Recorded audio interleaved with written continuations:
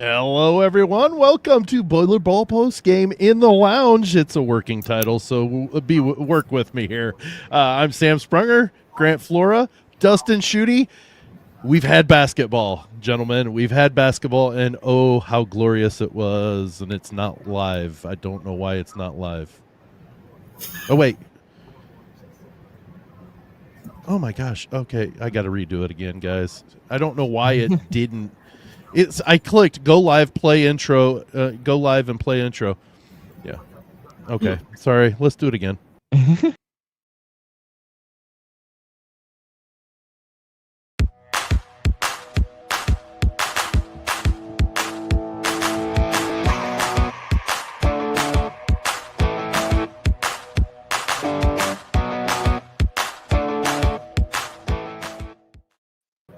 Take two. It works. Hello, everyone. Welcome to Boiler Ball Post Game in the Lounge.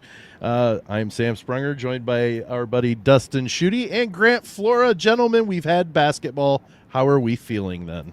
Now, I don't know who's supposed to go first here. I feel a lot. You got it. You got it. I'll just start and say I feel a lot better. Dustin, how do you feel? You got to be specific in these three-person I know. I'm not used to it all the time. Go ahead. Yeah, I feel great. It was great to see. I mean, I know we have seen a couple exhibition games in Kentucky and UIndy, but this was the first time when it actually counted. And we got some surprise, at least to me, before this thing started with the Trey Kaufman-Renn news. So Right. We'll dive into some of that stuff later, but it was great to be back in Mackey and catch the Boilers live again. Yeah, it seemed like a pretty good game considering no Trey Kaufman-Renn, especially the first 10 minutes. It was looking a little shaky, but really good to see a lot of guys that we weren't expecting to maybe have as big of games as they did to come in and have some nice minutes and nice performances. So a good way to start the season for sure. Well, yeah, and Fletcher Loyer paces the way with a career high tonight with 30 points, 7 of 10 from threes, 8 of 11, I believe, overall from everywhere else or from all the floor. But then also you have Braden Smith who only scored 6 points, but he had 11 assists. And Dustin, his one turnover, the first possession of the game. Yeah, it was looked like a roll pass there to Oscar Clough that was just too low, or it was mistimed, or whatever the case might have been. But initially, you have those thoughts of like, okay, how much are they going to miss Trey Kaufman-Renn for that, Right. Situation right there? But after that, it was pretty much smooth sailing. I mean, they had a rough 6 to 8 minutes maybe, and then they started to get things really rolling there. So yeah, he was. And I tweeted this out at one point in the game, like. You look down at halftime and you're like, you haven't really heard Braden Smith's name much. Oh, he's got 7 assists. And yeah, that's just exactly. That's how good he is. Right, because Grant, a lot of times with him, on his assists, they're not dramatic, they're not the flashy, but he always finds that open dude. Yeah, he's just the one kind of in the middle, making everything happen with the marionette strings, if you will. And so I thought the same thing. Like, it didn't seem like he was doing anything crazy, but next thing you know, 4, 5, 7 assists, and he's moving up into number 3 in the Big Ten all-time assist leaders. And so, it just shows his effect on the game overall. And kind of like Dustin said, but it's 11 assists. He keeps that pace, keeps that stat line. He's on pace to break the record, all-time NCAA assist record. That is right.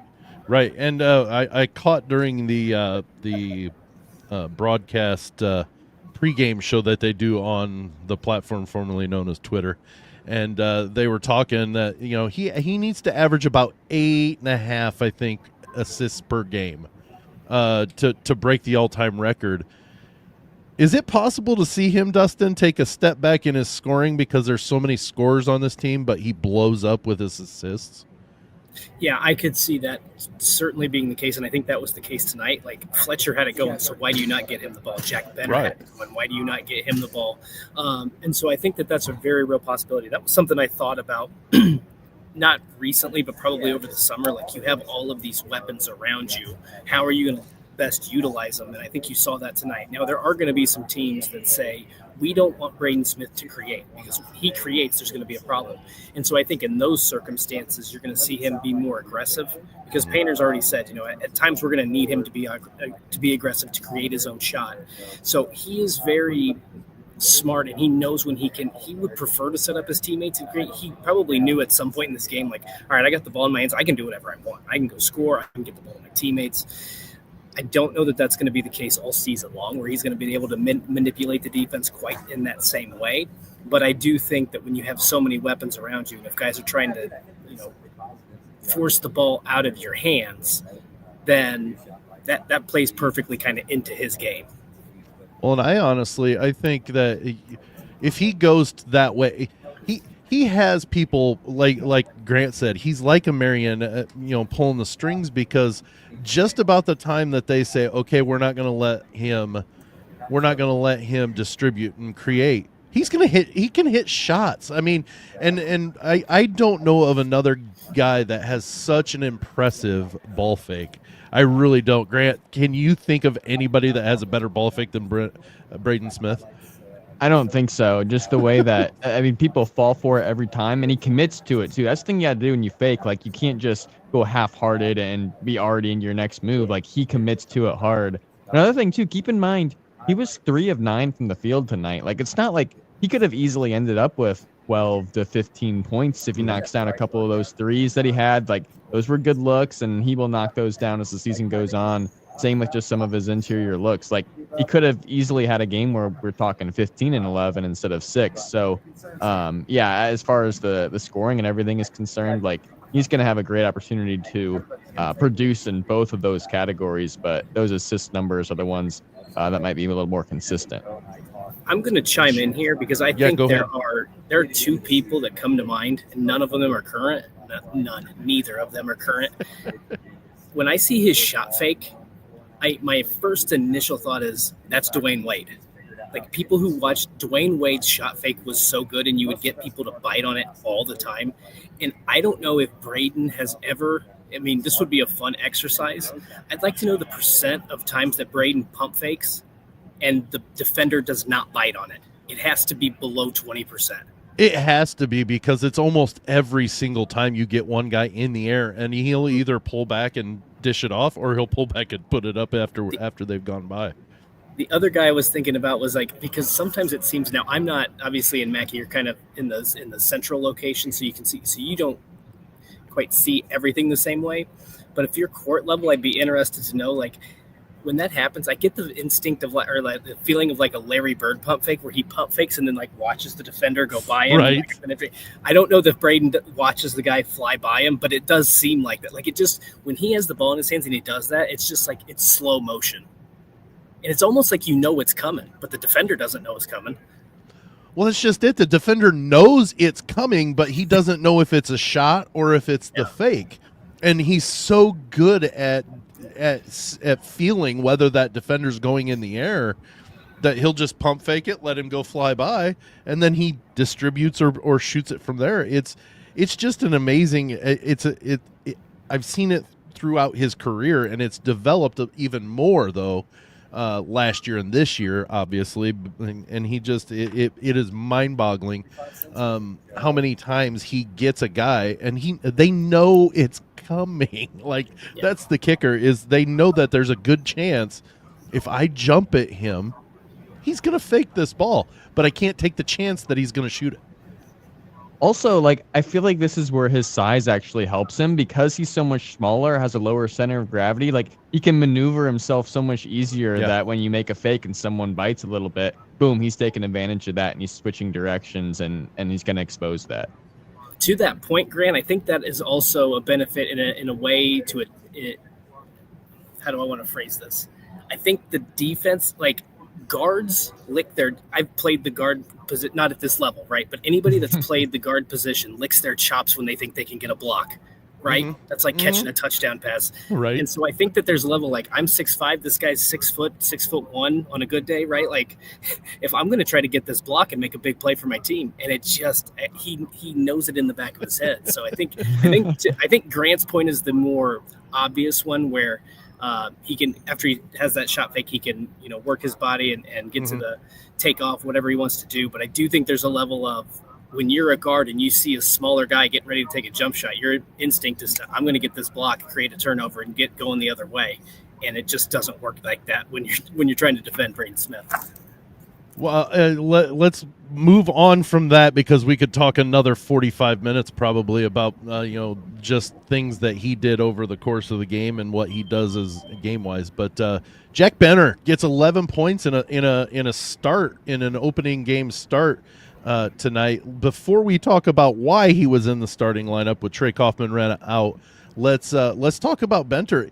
He's got some range, and for a 4 like him, hitting threes, that's got to be just yet another thing that people weren't aware of what Purdue had. And now all of a sudden they've got to worry about yet another dude that can stand out beyond threes, but he can also play at the hoop. I think that this was something I told you guys on this podcast over the summer. There's going to be at least a handful of games this year where people are tuning into Purdue. Maybe they're not Purdue fans, or they're just college basketball casual fans, and they're going to say, where did this Jack Benner come from? He's just one of those guys, and tonight was one of those nights. And I thought that there was one play, I believe it was in the first half, where I thought it was just so indicative of what we saw during the summer and then in fall, and what this coaching staff has seen from him. I think it was Braden missed a shot. Somebody missed a shot, and there were 2 or 3 Evansville players in the area trying to grab the rebound. Benner sweeps in there, grabs the rebound, kicks it across the court to a wide open Fletcher Loyer, who knocks down a 3. Like, that is hustle, that is high basketball IQ, and that is unselfishness. And it was just like, every time I saw him practice this year, I was like, that kid knows how to get to the basketball. Even if he went 0 of 8 tonight, he still had 6 rebounds. He had a big block there in the first half to kind of get things going. He was not scared of the moment. And for a redshirt freshman filling in for an All-American player on the number 1 team in the country, it's easy to be intimidated by this venue, by this atmosphere, by all the pressure that comes with it. And he looked like he had been a 2-year starter out there. He kind of reminds me, and not completely, because honestly, this guy, and Dustin, you might know who I'm talking, or you might have seen him. I don't really know exactly when you started paying attention, but Brian Cardinal was a very aggressive and very. He was called the human floor burn. Like they called, and that kind of, his kind of game now, Benter's game kind of reminds me of that. He's not always going to score a ton of points. Brian Cardinal could if he needed to, but most of the time it was the hustle plays, it was the rebounding, it was drawing the charge, it was they resemble one another a lot, I think. No, I do know who Brian Cardinal is. I grew up watching Brian Cardinal. I didn't know exactly when you started paying attention, so I know Grant doesn't know who he is. I mean, and I know the name. You know who he is. Never watched him play. Correct. That's what I'm saying. So no offense, Dustin. Jeez. My bad. Taking it a little harsh. Even I got the opening game jitters here, right? Yeah, right. But Brian Cardinal, great player. Could do a ton of stuff. I think Jack Benter kind of fits that mold a lot. And if he's half of what Brian Cardinal was and what he meant to that team, Jack Benter's going to be a pretty darn good ball player too. Yeah, I mean, sorry, I didn't mean to cut you off. I was going to say, coming off the bench as a backup, like as a 4 coming off the bench to fill in for TKR, plus a guy that can move up to the 3 too if they need him. Like, they're going to really be able to use him well. And his minutes, like, he's going to be able to be more meaningful when he gets on the court when TKR is back in. So, we talked about the embarrassment of riches that this team has. Like, we're seeing it come to fruition when you see a performance like Jack Benner.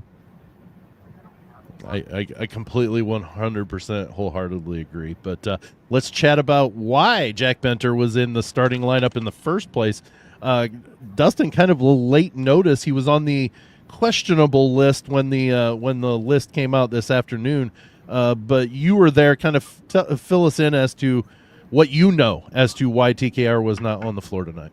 This is why I'm in the press conferences, boys. That's right. But no, so he was a late scratch. He was listed as questionable. He's dealing with a hip pointer and a sore back. The way it was phrased was basically, if this was a Big Ten game or a tournament game, he would be playing. But with the level of talent they had, obviously the matchup tonight, they didn't feel like it was worth re-aggravating or worsening that injury. Right. Matt Painter said, he could be back tomorrow. He could miss as much as Friday, but he doesn't envision it being a long-term thing. So it's not a big deal. But when you have the kind of depth, this is where the depth really pays off, right? Like when you have the kind of depth Purdue does, why would you risk it this early in the season? So it basically described his day-to-day. He could play on Friday. He may not. But I think that Trey Kaufman-Renn will play next week when they head to Tuscaloosa to play Alabama for that top 20 showdown. I was waiting to see if Grant had anything. Obviously, he didn't. I mean, sounds like exactly what everybody else said, but I don't have any extra insight. I didn't think you had insight. I just thought maybe you were going to react to it. No, yeah, I mean, it makes a lot of sense, I feel like. So, why risk a guy when you've got a team that can go out there and get the job done anyway? And clearly it was confidence placed in the right people because Jack Benter had a heck of a night, as we already talked about. So, gentlemen, the center position tonight produced quite a bit, 20 points total, 9 from Oscar Clough and 11 from Daniel Jacobson. We've got, 18 rebounds also from those two players as well. Granted, not trying to bemoan or, belittle, I guess, Evansville, not the top-notch opponents, but still, I think that's a high spot for the center position, especially after a pretty rough start from Clough in the two exhibitions. Yeah, I think, and Matt Painter was asked this question. You get 20 points and 18 rebounds from your two centers. Is that more of kind of what you're looking for? And he said, yeah, absolutely. And he said, I look at it as a combination. Not everybody does. And so to your point, he looks at it as those two players, basically one player. He's like, if you have one guy who goes for 20 and 18 and plays 39, 40 minutes, you're going to say, wow, that guy had a hell of a game. Right. For some reason, people, kind of try to separate the two. So he liked the production they got. I think that it especially like late in the first half and then in that second half, I just thought Oscar Clough was not thinking. And I mean that in a positive light. I mean, like, it seems like at times he was just like, do I catch the ball? What's the next move? Where do I go with it? What do I do? Worrying about fouls maybe too much. He got a lot more aggressive in the second half on the glass. And then there were times when he just got the ball and went to the rim. He didn't always make the shot, but he played with a little bit more instinct, and I think that that's what they need from him. By the way, Daniel Jacobson could have probably had 20 tonight. He missed, 2 lobs at the rim, right? Like, he had a couple open three-pointers that didn't go down, so he could have even had a bigger night. So I think that position is still going to be a little bit of a work in progress. The thing that, I don't know if disappointed is the right word, I was interested to see Connor Turnbull did not play for Evansville tonight. He is the reigning Missouri Valley Conference Defensive Player of the Year, and so I would have liked to see how those two guys kind of handled that matchup. Because he's 6'10", correct? Yeah, he's 6'10". Mm-hmm. So he would have provided some level of resistance there, I think. So I would have liked to see how they matched up against him. But I think overall this was a nice building block for those two. And maybe all they need is a little bit of confidence because Daniel Jacobson played well in the UIndy game, but Oscar Clough, as you mentioned, Sam, kind of dragging his feet a little bit in those first two games. Yeah, and I feel like too, they just seemed a little, especially Jacobson. Jacobson had some butterfingers. My goodness, there were so many times he just couldn't really even catch the ball. Like one of those lobs from Braden, which that'll change. But it felt like both of them were just a little bit kind of just out of sorts. And these first couple games too for Clough, just trying to figure things out with this new system because they both haven't played all that much just of actual game time with these guys and in this lineup. So. I think we're probably going to see a lot of growth even in these next few games from those two. But I think it's crucial for Purdue too, especially on the glass, because while they had 18 rebounds between the two of them, Purdue on the defensive glass overall definitely had some moments where they were lacking.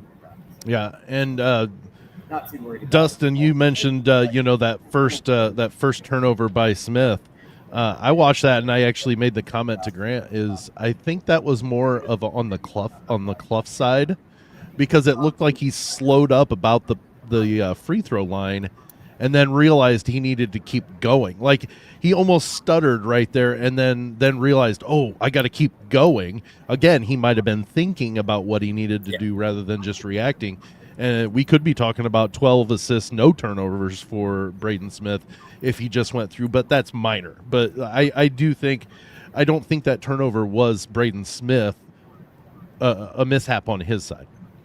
Yeah, that could be. I'd have to go back and rewatch it because from where I looked, it just looked like it was too low, and Oscar didn't know where it was going to bounce. Mm-hmm. But it also, from the angle I'm sitting at, it could have just been that it had already gotten by him, and it was, there's a lot of different things that play tricks on your eyes when you sit up a little bit higher. So I don't know. I have to go back and watch that, but I mean, this is what's funny to me, guys, is we're going back and nitpicking Braden Smith's one turnover, and who was Oscar's Clough a step too low, maybe the angle of the camera on TV was different to where actually you had the better look. The way it looked to me was like, man, he needed to keep moving, and he kind of almost hesitated for a quick beat, and that put him one just minor bit behind.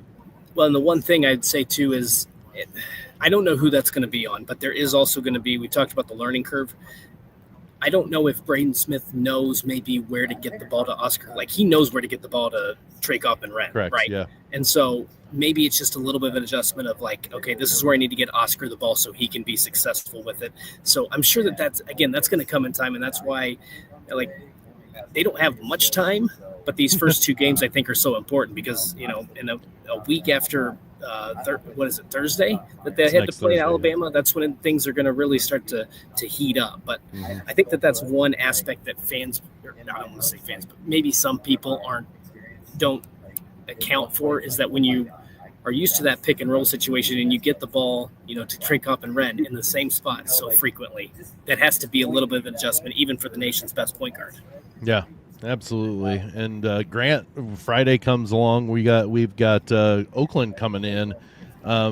They just got thumped by Michigan, but one of those things. Not a lot of turnaround time, but time to get back at it and go against the Grizzlies on Friday. Then, yeah, a pretty good mid-major program Oakland has been these last few years, and interesting.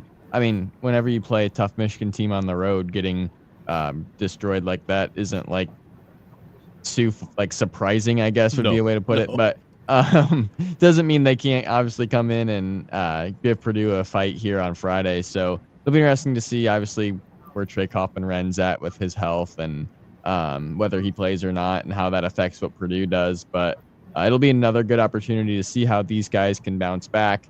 Can the guys that played well stay consistent? Jakari Harris, CJ Cox, neither of those guys did anything crazy tonight at all. So Will we see those guys kind of get back into it from what we saw in the exhibition season? But definitely some important stuff to look for that game. Dustin, if Trey gets feeling better than what he did today, let's say, do you think they play him at least some to try to keep that rust from forming before we get into Alabama? I think there's probably enough trust there that they know what they have with Trakoff and Wren, and if he says I don't want to risk it, or whatever the better, I don't know if this is purely on Trakoff and Wren to make that call, or if it's also on the training staff. I didn't ask that question, so I don't want to speculate on that. My guess would be if he can go, he would probably, play. I don't know that he would play his typical 30 to 32 minutes. Maybe they put him at 15 to 20 or something like that, because I think obviously they feel confident with Jack Benner at that 4 spot. Mm-hmm. I don't think they're going to have to worry about the rust. I think people are going to look too much into the Kentucky and Indy games where he maybe missed some of those floaters and say, well, maybe he needs to get some work in and get his confidence back. Trakoff and Wren is plenty confident. He knows he will shoot if he thinks the next 100 shots are going in. So I don't think it's going to have anything to do with not getting that rust. I think it's going to be purely on, do you feel good enough to play? Do you think you're going to risk further injury? Because we'd rather, even if there is rust against Alabama, risking injury for that game against Alabama, you don't want to. Ultimately, the goal is to get to the championship. If you lose to Alabama in week 2 of the season, it's not that big of a deal, Yeah. especially in the grand scheme of things. If you're cutting nets down in April, it really doesn't matter what happened in midweek in November. Right. I should say that because people are going to, well, Sam and I already have no hair. People will pull their hair out if Purdue loses down. So I fully understand that the expectation is to go in and beat Alabama. But I'm just saying, grand scheme of things, if you look back and Purdue drops a game to Alabama because they wanted to keep Trey Cuthman-Wren healthy for the longevity of the season, so be it. Well, he's not It's not exactly a damaging loss on that tournament Correct. resume, right? They're not going to look at that and be like, "Oh, that's a notable loss." Now, like it doesn't really matter. You don't want to put the risk of a guy that's on the Naismith watch list or the Abdul-Jabbar list. You put him at risk for further injury just to make sure that he's not rusty when he goes in. But I figured I had needed to ask that question because somebody's thinking it. So, okay. Before we wrap up, from each of you, what one thing do we think the Boilers need to work on Friday that didn't maybe just go the way they thought it would or we thought it would today? I have an immediate answer. Okay, go ahead. They still gave up, and I understand that Evansville missed a lot of shots and took a lot of shots from three, and sometimes those have awkward bounces. They still gave up 20 offensive rebounds. Yes. And that was a problem against Kentucky, and that was a problem tonight. Now, I do know that some of those came at the end of the game when you don't have your best lineups on the floor and you're trying to get guys some minutes. But I think at one point it was – I'm trying to decipher between the men's and the women's game because they're starting to go – but I think they led the offensive rebounding for a majority of the game. So it wasn't like they just, grabbed 7 of them at the end of the game when nobody cared and nobody was playing. So I think that, to me, that's the one thing that I want to see improve up. They cannot give up second chance points. They've got to eliminate those second chance opportunities. They've got to get the ball, push it out in transition. And that's what I'm looking most forward to seeing if they can improve on that here. Because in the 2 games that have, I'm going to say mattered with quotation marks because the UK game was a test. This game being a regular season game that counts as a test, they just haven't quite done the job I think many people thought that they would in that department. They ended up 40-40 on the rebound battle with the Aces tonight. But Grant, well, how about you? Yeah, I mean, definitely kind of stole mine on the rebounding there. I feel like that was what I would have said too. But outside of that, to be honest, you look at Omer Meyer, C.J. Cox, Dakari Harris. They're kind of the backup guards, except one of them starts at the 3. They combined 10 points. C.J. didn't get anything. Dakari made 1 3, but missed a couple of shots as well. And it was really late in the game that he got that. So I think seeing collectively those 3 maybe be a little bit more consistent and productive here as we get into the next game would be just really helpful to see some growth there, because throughout the season you want to be able to count on those guys to be able to step in and make a shot when they're open, even if it's not like a lot. Like Dakari Harris scores 20 points in their exhibition against UIndy. Like, you're not going to see that every night. No. But you need to be able to see him come in, and when he is open and when he does get his shots, to hit them. Same with CJ and Omer. So I think seeing some more efficiency, collectiveness, productivity overall from those 3 would be a really good sign. And mine is even with TKR in there, I think they still struggle. If he would have been in there tonight, they still struggled a little bit with the opponent attacking the rim and on cuts and things like that. There were some guys or some plays that I saw that there were too many aces around the basket to either get a nice little pass and a contested, but still get in position to make a good shot. But also, like but that goes hand in hand with the rebounding, because they're in position and they're able to rebound and get those cleanups.